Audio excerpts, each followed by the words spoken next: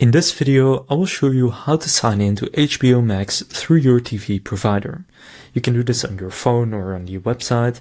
What you want to do is just go to the login or sign in session. What you want to go and do is just go to the login or sign in section, and from there is the most important step. You won't have an email address associated with your account.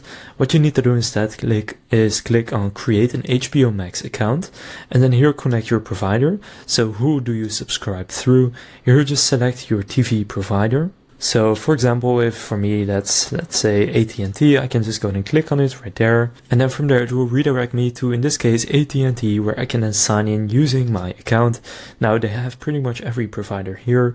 If you don't see it, just click don't see your provider, but you can see there are a bunch more down here. There are a lot of them, so most likely your TV provider will be in here.